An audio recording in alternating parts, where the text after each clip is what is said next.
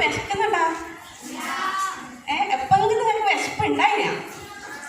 എപ്പം ഇല്ലാതെ നിങ്ങൾക്ക് വിശക്കൽ ഒരു സമയമുണ്ടെന്ന് വീട്ടിലെ അച്ഛനെന്തെങ്കിലും നിങ്ങൾക്ക് ഇഷ്ടപ്പെട്ട സാധനം കൊണ്ടാണ് നിങ്ങൾക്ക് വിശക്കല്ലേ? ഇല്ലേ? ഉണ്ട്. അതുപോലെ ഒരു വിശപ്പിൻ്റെ ഒരു കഥയാണ് ഞാനിവിടെ ഇപ്പോൾ പറയുന്നത്. അതിൻ്റെ പേരാണ് പൊതിച്ചോറ്. ഇത് എഴുതിയത് കാരൂർ നീലകണ്ഠപിള്ള. ഒരു അധ്യാപകനായതുകൊണ്ട് തന്നെ വാദ്യാർ കഥകളാണ് അധികം എഴുതിയിട്ടുള്ളത്. വാദ്യാർ എന്ന് പറഞ്ഞാൽ അധ്യാപകന്മാരെയാണ് വാദ്യാർ എന്ന് പറയല് അല്ലേ? അറിയാം. ഈ കഥ ആരും വായിച്ചിട്ടുണ്ടോ? പൊതിച്ചോറുന്നില്ലേ? ഇല്ലേ? വായനാ വെളിച്ചത്തിൻ്റെ എത്ര പുസ്തകം വായിച്ചു? 32 പുസ്തകം വായിച്ച പിള്ളേരില്ലേ? ഇല്ലേ? നിങ്ങൾ വായിച്ചിട്ടാരും ആരും വായിച്ചിട്ടില്ലേ? കാരൂറിൻ്റെ കഥകളെ പറ്റി പറഞ്ഞാൽ ഒരു വീട്ടിൽ നമ്മളെ അച്ഛനോ അമ്മയോ അമ്മമ്മയോ ഒരു കഥ എങ്ങനെ പറഞ്ഞു തരുന്നത് അതേ രീതിയിലാണ് കാരൂർ നമുക്ക് ലളിതമായ ആഖ്യാന ശൈലിയിലാണ് കഥ പറഞ്ഞു തരല്. അന്ന് ഭയങ്കര ദാരിദ്ര്യമുള്ള ഒരു കാലഘട്ടമായിരുന്നു. ഈ കഥ എഴുതുന്ന സമയത്ത് ഈ കഥ ഇങ്ങനെയാണ് തുടങ്ങുന്നത്. സാർ ഒരു 2ാം ക്ലാസ്സിലെ ഒരു കുട്ടിയെയും കൂട്ടി ക്ലാസ് അധ്യാപകൻ നമ്മുടെ പ്രഥമാധ്യാപകൻ്റെ HMൻ്റെ അടുത്തേക്ക് പോകുന്നു. സാർ ഈ കുട്ടിയുടെ പൊതിച്ചോറ് കാണാനില്ല. അപ്പോൾ എഴുതുന്ന തിരക്കിലല്ല HM ഉണ്ടാവല്. ഒന്ന് തലയോർത്തി നോക്കി മാഷ് ചോദിച്ചു. മാഷ് പറഞ്ഞു അത് അവിടെ തന്നെ ഉണ്ടാവും, ആ വെച്ചെടുക്കൽ തന്നെ ഉണ്ടാവും, നീ ഒന്നുകൂടി പോയി നോക്ക്. കുട്ടി കരഞ്ഞുകൊണ്ട് കണ്ണീര് ഉറ്റുറ്റി വീഴുന്നുണ്ടത്രേ. കുഞ്ഞിപ്പോഴും കരഞ്ഞുകൊണ്ടിരിക്കുന്നത്രേ. ആ മാഷ് ഒന്ന് തലയോർത്ത് നോക്കി പറഞ്ഞു, നീ ഒന്നുകൂടി നോക്ക്, അത് അവിടെ തന്നെ ഉണ്ടാവും. അങ്ങനെ കുട്ടി അന്നേരം മറുപടി പറയുന്നത് ഇല്ല സാർ, അതവിടെ ഒന്നുമില്ല, ഞാൻ ശരിക്കും നോക്കിയിനി അതവിടെ ഒന്നുമില്ല. അപ്പോൾ മാഷ് പറഞ്ഞു, നീ പോയിക്കോളൂ, അതിന് പരിഹാരം ഞാൻ കാണാം, ഉച്ച കഴിയട്ടെ.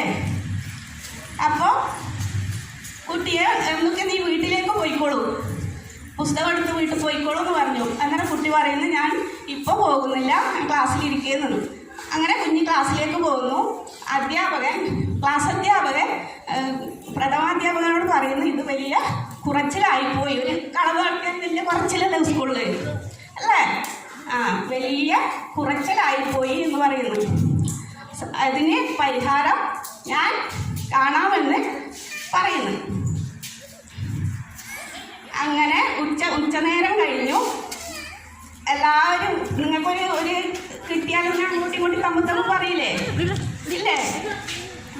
എല്ലാവരും ചെവിയിൽ വെത്തി, ക്ലാസ്സിലെ എല്ലാവരും ചെവിയിൽ വെത്തി.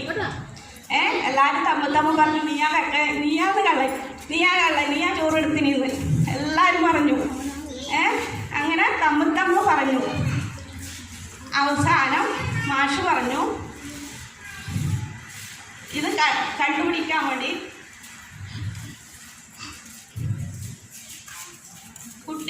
കുട്ടികൾ അന്യോനും പറഞ്ഞു ഒരു തെറ്റ്. അപ്പോൾ മാഷ് കുട്ടികളെങ്ങനെ ഓരോരാളെയും നോക്കി സൂക്ഷ്മമായി നോക്കി, ആരും ഞാനാണ് എടുത്തിനെന്ന് പറഞ്ഞില്ല. അപ്പോൾ മാഷ് പറയുന്നത്, ഒരു തെറ്റ് ചെയ്താൽ അത് ചിലപ്പോൾ മനുഷ്യരുടെ കണ്ണിൽ അത് കണ്ടില്ലാതിരിക്കും, മുകളിലുള്ള ഈശ്വരൻ്റെ കണ്ണിൽ അത് കാണും, അതുകൊണ്ട് തെറ്റാരും ചെയ്യരുത് എന്ന് പറഞ്ഞു. എന്നിട്ടും ഇത്രയും പറഞ്ഞിട്ടും ഒരു കുട്ടി പോലും അത് സമ്മതിച്ചില്ല, ഞാനാണ് എടുത്തിനെന്ന്. ഇങ്ങനെ ഒരു തെറ്റ് ചെയ്താൽ അത് വേറെ പിന്നെയും തെറ്റ് ചെയ്യാൻ തോന്നും. അതുകൊണ്ട് തെറ്റാരും ചെയ്യരുത്. ഇത് ആരും സമ്മതിക്കാത്തത് കൊണ്ട് തന്നെ മാഷ്ക്ക് പ്രഥമാധ്യാപകന് അതൊരു പോരായ്മയായി തോന്നി, അയാളെ കഴിവേടായിട്ട് തോന്നി. അയാൾക്കത് ഭയങ്കരമായി വിഷമം തോന്നി. അയാൾ ഇന്ന് കണക്ക് പഠിപ്പിച്ചത് എല്ലാം കൂട്ടതെല്ലാം തെറ്റായി. കുട്ടികൾ ശരിയുത്തരം പറഞ്ഞിട്ടും അയാൾ അത് നിരസിച്ചു. അങ്ങനെ സാമൂഹ്യശാസ്ത്രം പഠിപ്പിച്ചിട്ടും അയാൾ അതിൻ്റെ ഉത്തരം തെറ്റാണെന്ന് പറഞ്ഞു. അങ്ങനെ ആകെ വിഷമത്തിലായി. അന്ന് വൈകുന്നേരം ഏറെ വൈകിയാണ്, 4 മണി കഴിഞ്ഞിട്ട്, 4 മണിക്ക് സ്കൂൾ ഇവിടെ ഇല്ലേ, അത് കഴിഞ്ഞ് 4 മണിക്ക് ശേഷവും 4:10 സഹഅധ്യാപകൻ പറഞ്ഞിട്ട് മറ്റുള്ള അധ്യാപകർ പറഞ്ഞിട്ട് അന്ന് സ്കൂള് അടക്കുന്നത്. അന്ന് സ്കൂൾ വിട്ടിട്ടും പ്രഥമാധ്യാപകൻ അയാളുടെ മുറിയിൽ തന്നെ എഴുതിക്കൊണ്ടിരുന്നു. അയാൾക്ക് വീട്ടിപ്പോൾ ഭയങ്കര വിഷമായി, പോകുന്നില്ല വീട്ടിലേക്ക്. നേരെ സന്ധ്യയായി, സ്കൂൾ അടക്കാനായി. സ്കൂൾ തൂപ്പുകാരൻ സ്കൂൾ അടക്കാൻ കാത്തു നിന്നു. സന്ധ്യ ആയപ്പോൾ അയാൾ പോയി. അപ്പോൾ സ്കൂൾ മാനേജർക്ക് അയാൾ ഊണും കഴിഞ്ഞിട്ട് നല്ല ഉല്ലസിച്ചിരിക്കുമ്പോൾ മാനേജർക്ക് ഒരു കത്ത് കിട്ടുന്നത്. അതിൽ ഇങ്ങനെ എഴുതിയിന്, സാർ ഇന്ന് നമ്മുടെ സ്കൂൾ മാനേജർ അവർക്ക് ഇന്ന് നമ്മുടെ സ്കൂളിൽ ഒരു വലിയ കളവ് നടന്നിരിക്കുന്നു. അത് ഭയങ്കര വിഷമമായി. അത്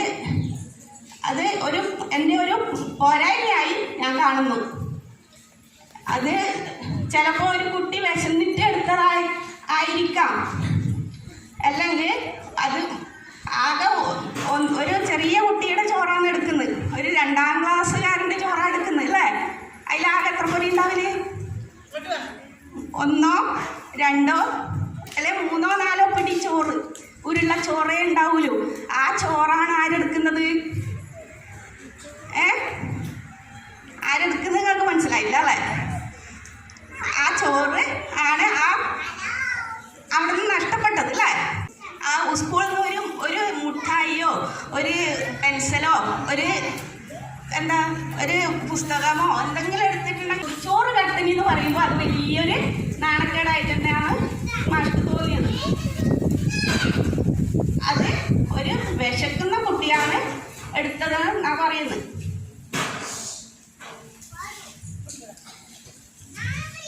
അത് എന്നിട്ട് പ്രഥമാധ്യാപകൻ സമ്മതിക്കുന്നത് ഞാൻ തന്നെയാണ് എടുത്തത്. ആ കുട്ടിയുടെ ചോറ് ഈ പ്രഥമാധ്യാപകനാണ് എടുക്കുന്നത്.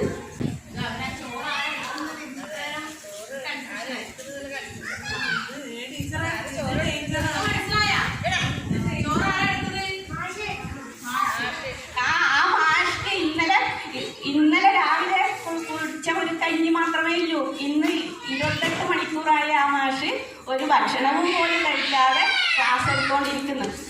അപ്പോൾ തളർന്നു വീഴുന്നില്ല അവസ്ഥ വന്നപ്പോൾ. ഇനി അങ്ങോട്ട് നിൽക്കാൻ പറ്റില്ല എന്ന് കണ്ടപ്പോൾ മാഷ് ആ കുഞ്ഞിനെ ഒരു ചെറിയ പൊതി ചോറ് എടുത്ത് തിന്നു. പിന്നെ മാഷ് ചോദിക്കുന്ന മാനേജരോട് എനിക്കും ജീവിക്കണ്ടേ? ഈ തെറ്റിനെ ഞാൻ ഈ ലോകത്തും പരലോകത്തും മാപ്പ് അർഹിക്കുന്നില്ല അല്ലേ? ഒരു കളവ് ചെയ്താൽ ഇല്ല. അതുകൊണ്ട് ഈ ലോകത്തും പരലോകത്തും ഞാനതിന് മാപ്പർഹിക്കുന്നില്ല. എന്നാലും എന്നെ ചിലപ്പോൾ ഈ ഉദ്യോഗത്തിൽ തന്നെ പിരിച്ചു വിട്ടേക്കാം. അതും എനിക്കൊരു പ്രശ്നമാവുന്നില്ല. ആ കുട്ടിയുടെ ആ 2ാം ക്ലാസ്സുകാരൻ്റെ കണ്ണുനീർ കാണുമ്പോൾ അതെല്ലാം എനിക്ക് ഭയങ്കര വിഷമമായി. അവസാനം അദ്ദേഹം ചോദിക്കുന്നത് ഞാൻ പിന്നെ എന്താണ് ചെയ്യേണ്ടത്?